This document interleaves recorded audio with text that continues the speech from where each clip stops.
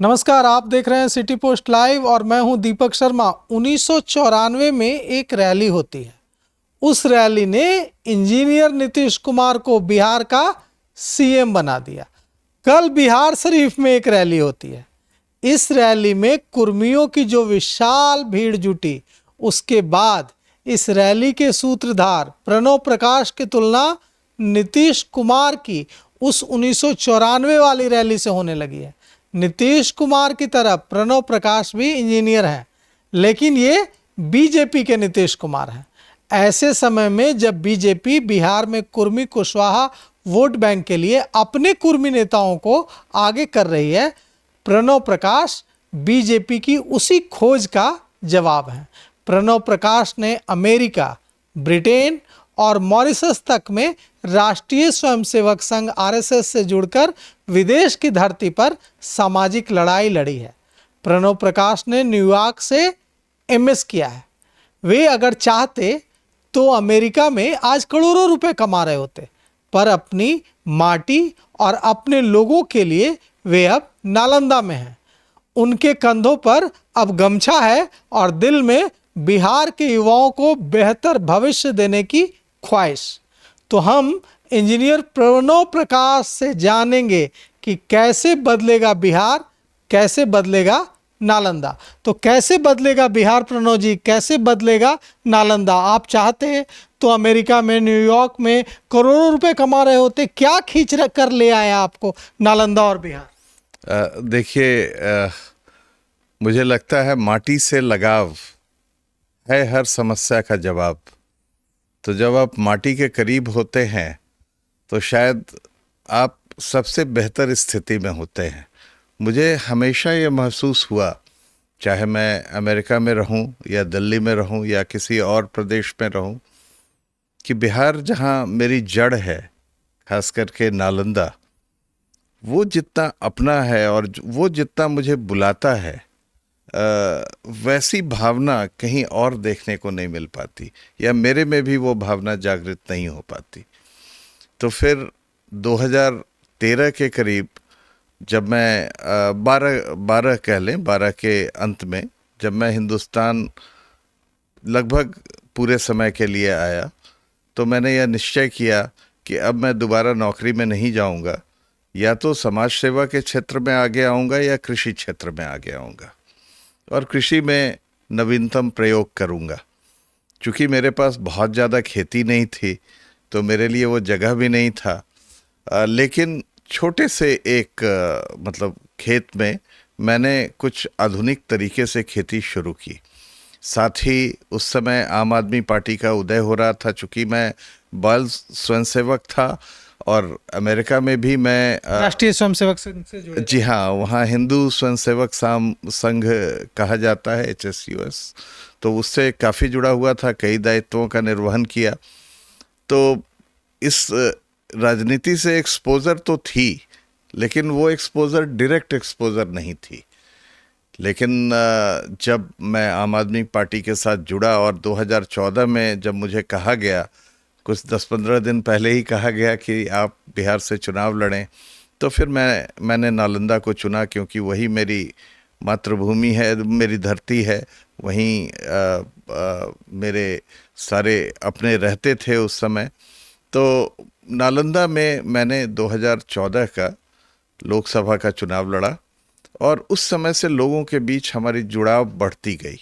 और कल की रैली में दिखा, कल की जो रैली हुई उसमें कहा जा रहा है कि जो भीड़ जो जुटी है उससे दूसरे दलों के कान भी खड़े हो गए। तो कैसे इतने युवाओं को कैसे जुड़ा? हाँ, देखिए, नालंदा के युवा कुछ अलग है, बहुत अनूठे हैं और ज्ञान की धरती रही है निसंदेह। तो वहाँ के छात्र, युवा, ये सारे, जब मैंने छत्रपति शिवाजी महाराज सामाजिक समरसता अभियान की शुरुआत करने की बात कही, तो बहुत उत्साहित हुए और स्वतः जुड़ते चले गए। एक और कारण है कि 2014 से मैं लगातार उस क्षेत्र में हूँ, खेत खलिहान घूमता हूँ, लोगों से मिलता हूँ। तो 1000-2000 लोगों की एक करीबी एक टोली सी बन गई है। वो तो थी ही, मगर आसपास के लोग भी मुझे जानते हैं। लगभग ज़्यादातर लोग मुझे नालंदा में पहचानते हैं। तो मैंने जब ये विचार रखा कि छत्रपति शिवाजी महाराज, जो कि न सिर्फ एक महान योद्धा थे बल्कि एक बहुत ही कुशल प्रशासक थे, एक बुद्धिजीवी थे, और उन्होंने कई मॉडल्स डेवलप किया गवर्नेंस का। तो हमारे छात्र बहुत उत्सुक हुए। उन्होंने कहा, कैसे आप ये कैसे कह रहे हैं? हम तो उन्हें इस योद्धा के रूप में जानते हैं जिन्होंने मुगलों से हमें बचाया और फिर भारतीय संस्कृति की रक्षा की, भारत को विखंडित होने से बचाया। अब आप कह रहे हैं कि उन्होंने कई गवर्नेंस के मॉडल दिए, शासन प्रशासन के मॉडल्स दिए। तो फिर मैंने उन्हें बताया कि सत्ता का विकेंद्रीकरण वो छत्रपति शिवाजी की ही सोच थी, और उन्होंने अपने रियासत को प्रांतों में बांटा और प्रांतपति नियुक्त किए जो आज के जैसे चीफ मिनिस्टर्स होते हैं। साथ ही उन्होंने अपने सत्ता को, गवर्नेंस को समाज के सबसे निचले तबके के करीब ले जाने की कोशिश की, और इसमें उनकी समावेशी विचारधारा भी शामिल थी। उन्होंने समाज के सबसे निचले वर्ग को सबसे ज़्यादा तरजीह दी। इस कारण छत्रपति शिवाजी आज भगवान के रूप में पूजे जाते हैं। चाहे वो किसी भी जाति के लोग हों, हर लोग उन्हें अपना भगवान मानते हैं। फिर मैंने उनको हिंदवी स्वराज की भावना समझाई कि क्यों वो उस समय भारत के लिए बहुत ज़रूरी था और क्यों वह आज भी भारत के लिए बहुत प्रासंगिक है। आपके समर्थक जो हैं वो काफ़ी जोश में हैं। आपके समर्थक कह रहे हैं कि इस बार इंजीनियर प्रणव विधानसभा जा रहे हैं। तो कहाँ से जा रहे हैं विधानसभा, किस सीट से? नहीं, जहाँ तक कल के कार्यक्रम का सवाल है तो वो राजनीतिक कार्यक्रम नहीं था। हाँ, हालांकि जब छत्रपति शिवाजी के शासन प्रशासन गवर्नेंस की बात आती है तो राजनीति जुड़ जाती, और उसमें कोई बुराई नहीं। जब एक रचनात्मक तरीके से राजनीतिक विश्लेषण होता है और उसमें कुछ अच्छी बातें आती हैं, जहाँ छत्रपति शिवाजी महाराज जैसे कुशल प्रशासक के मतलब विचार, सिद्धांत और कार्य पद्धति को शामिल करने की बात होती है, तो वो बहुत अच्छी बात होती है। तो वो बातें बहुत ऊपर की बातें हैं। आप जो कह रहे हैं वो छोटी बातें हैं।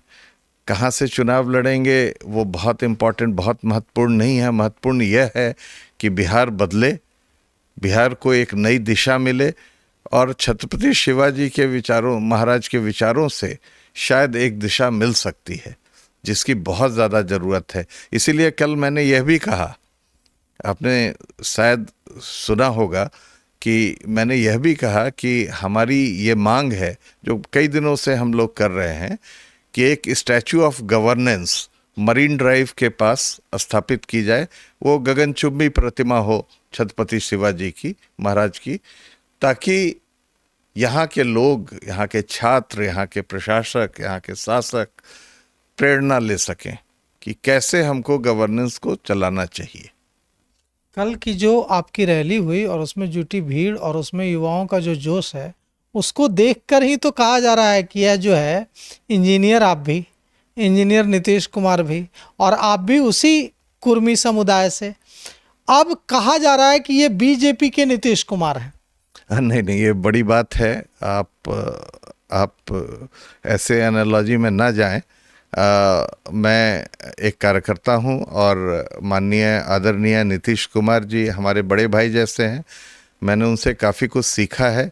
हाँ, लेकिन एक बात है कि छत्रपति शिवाजी महाराज का कोई समर्थक जो सही मायने में उनका समर्थक हो, वह किसी भी दायित्व या किसी भी जिम्मेदारी से पीछे नहीं हटता है। तो जिस भी तरह की जिम्मेदारी के लिए मुझे पार्टी माकूल समझेगी, मैं उसका निर्वहन करने को तैयार हूँ। मैं पार्टी का एक आज्ञाकारी कार्यकर्ता हूँ। और जहाँ तक सवाल है आदरणीय नीतीश कुमार की, तो मैं उनसे बहुत प्रभावित रहता हूँ, क्योंकि उनके विकास के जो मॉडल हैं, जिस तरह से उन्होंने कुशासन से सुशासन की तरफ इस राज्य को लेकर वो गए, वो असाधारण था। तो अब कुछ कोई तो सीट आपने चिन्हित की होगी कि हाँ यहाँ जो है इस सीट से चुनाव लड़ने का इरादा है। आपके समर्थक लगातार पूछ रहे हैं, जोश में हैं, उत्साह में हैं, कुछ तो उन्हें कहिए आप। नहीं, समर्थक तो हमेशा ही जोश में रहते हैं, क्योंकि मेरे से उनका संबंध दोस्तों वाला होता है। जो 80 साल के बूढ़े हैं वो भी हमारे बुजुर्ग हैं, वो भी हमारे दोस्त हैं, और जो युवा हैं वो तो खैर दोस्त हैं ही। तो वो तो हमेशा ही जोश में रहते हैं, वो तो मुझे कुछ भी बना डालें। लेकिन जहाँ तक प्रश्न है चुनाव लड़ने का, तो आप समझते हैं कि मैं किस तरह की पार्टी से आता हूँ, जो कि बहुत ही अनुशासित पार्टी है, और उसमें एक बहुत ही फूल प्रूफ एक पद्धति है जिससे यह चुना जाता है कि किस क्षेत्र से किस व्यक्ति को उम्मीदवार बनाना है। पार्टी जैसा कहेगी, और मुझे पूरी उम्मीद है वो सही निर्णय लेगी, मैं उसके लिए तैयार हूँ।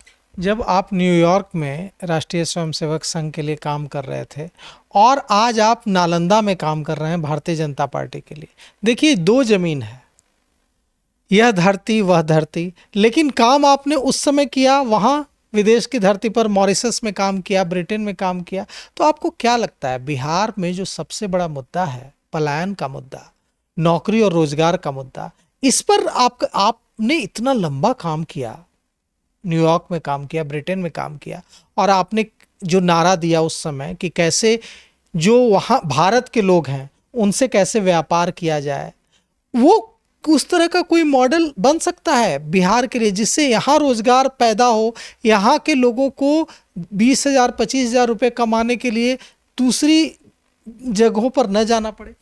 जी हाँ, मैंने एक पहल हुई थी जिसमें मैं भी शामिल था। PIOCCI एक ऑर्गेनाइजेशन तैयार की गई थी, people of Indian origin chamber of commerce. इसमें ये सोच थी कि जितने भी भारतीय हैं विदेशों में, वो आपस में व्यापार करें, ज़्यादा से ज़्यादा व्यापार करें। उसमें कई सारे देश शामिल थे, हॉलैंड शामिल था, इंग्लैंड शामिल था, ब्रिटेन शामिल था, मॉरिशस शामिल था, मतलब ईस्टर्न यूरोप के भी कुछ देश शामिल थे। साथ में अमेरिका में भी, अमेरिका कनाडा पर विशेष हम लोगों का ध्यान था, ऑस्ट्रेलिया में भी हम लोगों का ध्यान था। तो मूलतः ये विचार था कि जो भारतीय यहाँ रह रहे हैं वो या तो भारत के लोगों के साथ व्यापार करें या आपस में व्यापार करें, ज़्यादा से ज़्यादा ये कोशिश करें ताकि जो पूंजी है वो हमारे ही बीच रहे। और जब मैं वहाँ की, तो वो स्थिति थी, उसमें मैंने कई देशों में जाकर के काफ़ी लोगों को संगठित करने का प्रयास किया, और काफ़ी लोग, यहाँ तक कि मित्तल साहब जो स्टील इंडस्ट्री के एक पहचान है, उन्होंने भी कहा कि हाँ, मैं आपकी बात से इत्तेफाक रखता हूँ, अगर उसी तरह का, मतलब सेम क्वालिटी का, सेम प्राइस में हमें कुछ मिलता है तो मैं हिंदुस्तानी से भी खरीदूंगा, या मुझे बेचना है तो मैं हिंदुस्तानी को भी बेचूंगा, चाहे वो किसी देश में रह रहा हो। तो ये एक अच्छी शुरुआत थी, उस पर मैंने काफ़ी काम किया। उसके बाद जब भारत आया, मैंने कहा कि माटी मुझे बहुत प्यारी लगती है। वहाँ की माटी उतनी अपनी नहीं लगती थी। आज नालंदा में जब खलिहान में बैठते हैं हम लोग गमछा बिछा करके, तो इतना आनंद आता है, जैसे लगता है कि हम शून्य एनर्जी पर पहुंच गए, जो कि सबसे स्टेबल स्टेट होता है किसी भी वस्तु का। तो वो मुझे नालंदा की धरती में ही वो सुकून मिलता है। तो जब यहाँ आए, तो जो आप पूछना चाह रहे हैं, पलायन और रोजगार, कि यहाँ की समस्याओं से भी रूबरू हुए। सिर्फ पलायन और रोजगार ही मामला नहीं है, कृषि यहाँ की सबसे बड़ी समस्या है। पानी की वितरण प्रणाली, अब मैं फिर से छत्रपति शिवाजी को लाऊंगा, कह लें उनके बेटे को लाऊंगा, संभाजी महाराज को। संभाजी महाराज ने उस समय जल वितरण प्रणाली की बहुत ही सुंदर व्यवस्था की थी।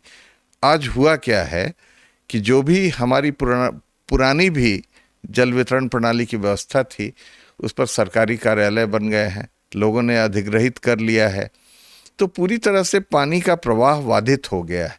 कई सड़कें बनी हैं जिसमें यह ध्यान नहीं रखा गया कि पानी का प्रवाह कैसे इस तरफ से उस तरफ होगा। तो इसके कारण किसान को कई तरह की समस्याओं का सामना करना पड़ता है। साथ में आप जानते हैं कि किसानों का इनपुट कॉस्ट कृषि का कितना ज़्यादा हो गया है, हर चीज़ महंगी हो गई है, और आउटपुट कॉस्ट जो है वो कंट्रोल्ड है, वो ज़्यादा नहीं है। तो किसानों को आमदनी बढ़ाने के लिए जो हमारे माननीय आदरणीय नरेंद्र मोदी जी ने जो संकल्प लिया है, उसको जमीन पर उतारने की जिम्मेदारी हम लोगों की है। उन्होंने तो सारी स्कीम्स बना रखे हैं, लोग अप्लाई तक नहीं करते। मैं कोशिश करता हूं कि हमारे क्षेत्र के किसान आगे आएं और इस तरह के स्कीम्स का फ़ायदा उठाएं, इस तरह की योजनाओं का फ़ायदा उठाएं। तो कृषि एक क्षेत्र है जिसमें काफ़ी काम करने की आवश्यकता है, संभावनाएं, और कृषि को लाभकारी बनाकर इसको किया जा सकता है। और इसमें रोजगार की भी संभावना है। आज कृषि को कोई बच्चा ये कहने को तैयार नहीं कि मैं कृषक बनूंगा। तो इसका गौरव पुनः स्थापित करना, इनकी गरिमा को वापस लाना, ये हम लोगों की जिम्मेदारी है। फिर आते हैं आपकी बात पर, शिक्षा का, नालंदा तो शिक्षा का क्षेत्र रहा है ना, पूरा बिहार ही रहा है ना। तो हमें ये कोशिश करनी चाहिए कि शिक्षा के क्षेत्र में गुणात्मक सुधार हो। प्राथमिक शिक्षा के स्तर पर ही हमें बेहतर शिक्षा प्रदान करने की कोशिश करनी चाहिए। हाँ, अभी भी काम हो रहा है, लेकिन इस काम में तेजी लाई जा सकती है। फिर उच्च शिक्षा के कुछ अच्छे इंस्टीट्यूशंस हैं, उनको और बेहतर बनाया जा सकता है, बिहार की भागीदारता बढ़ सकती है। जैसे मैं आपको एक उदाहरण बताता हूँ, नालंदा विश्वविद्यालय, नाम तो आपने सुना होगा। पुराने काल में भी वो बहुत नामी था, अभी भी बहुत बड़ा यूनिवर्सिटी बना हुआ है, लेकिन वो बिल्कुल आइलैंड की तरह है, एक द्वीप की तरह है। उसको कोई मतलब नहीं है वो कहाँ है। बड़े बड़े गेट हैं, उस पे दरबान बैठे रहते हैं। पहले क्या था कि वहाँ स्थानीय लोग वहाँ खाना पहुँचाते थे, वहाँ के क्रियाकलापों में शामिल होते थे, मतलब वो जुड़ाव था, वो परस्पर जुड़ाव था, वो पूरी तरह से ख़त्म हो गया है। कहने को नालंदा यूनिवर्सिटी नालंदा में है, मगर नालंदा को लोगों को के लिए वो खुली हुई भी नहीं है, वो दरवाज़ा तक नहीं खुला हुआ है। कम से कम साल के एक दिन तो दिखा पाते आम नालंदा वासी को कि किस तरह का यूनिवर्सिटी उनकी ज़मीन पर बना है।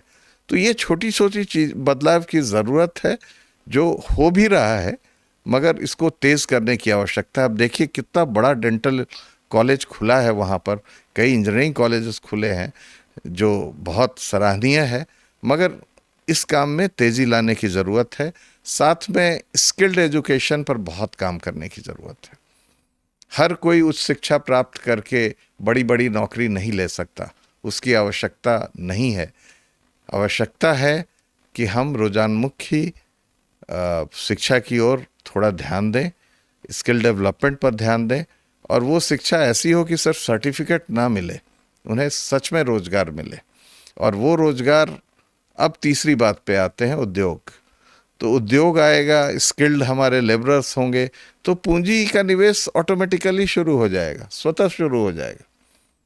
आपको बड़े बड़े सेमिनार और कॉन्फ्रेंसेस देश विदेश में करने की आवश्यकता नहीं पड़ेगी। आप उन्हें जगह दें, जमीन दें, सुरक्षा दें, साधन दें, साथ में आप स्किल्ड मैन पावर दें। देखें, मैं लेकर आऊँगा, आपको इतना ज़्यादा इन्वेस्टमेंट मिलेगा और एक जगह इतना रोजगार उत्पन्न होगा। मैं पूरे बिहार के लिए कह रहा हूँ।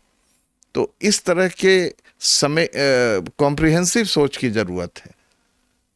हम अलग अलग मतलब टुकड़ों में चीज़ों को नहीं देख सकते, हमको सबको मिला करके एक विस्तार दे करके सोचने की ज़रूरत है, एक कॉम्प्रिहेंसिव सोच की ज़रूरत है कि कैसे रोज़गार दिया जाए, क्योंकि ये बहुत दुखद है।